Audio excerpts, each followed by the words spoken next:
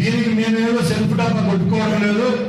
ఈ 100 రోజుల్లో ఈ రాష్ట్రంలో ఏవైతే అభివృద్ధి కార్యక్రమాలు చేపట్టామో ఆ కార్యక్రమాలన్నీ ప్రజలకు ఇచ్చినామని చెప్పి ధైర్యంగా వార్డుల్లోనైతేనే అలాగే పల్లెల్లో వెళ్తా ఉన్నాము. ముఖ్యంగా మీ అందరికీ తెలుసు, గత ప్రభుత్వం గురించి నేను ఎక్కడ మాట్లాడను, ఎందుకంటే మాట్లాడడానికి చాలా వేదికలు ఉన్నాయి.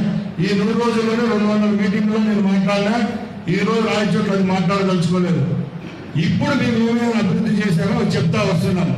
మీరు అందరూ గమనించారు, పెన్షన్ పథకం ఉంది. ఈరోజు మన రాయచోట్ల చాలా మంది కటిక దారిద్ర్యంలో ఉన్నారు, పేదవాళ్ళు. మీరు ఒకసారి గమనిస్తే కొత్తపల్లి ప్రాంతమే ఉంది. అక్కడికి వెళితే ఒక ముందు సోదరులు అని చెప్పి ఒకరి ఇల్లు ఎట్లుంటుందంటే మన ఇంట్లో ఉండే బాత్రూమ్ కంటే చిన్న సైజు ఇళ్లలో వాళ్ళు జీవిస్తున్నారు. అట్లా కుటుంబాలకు ఈరోజు ఈ ప్రభుత్వం ఏర్పాటైన తర్వాత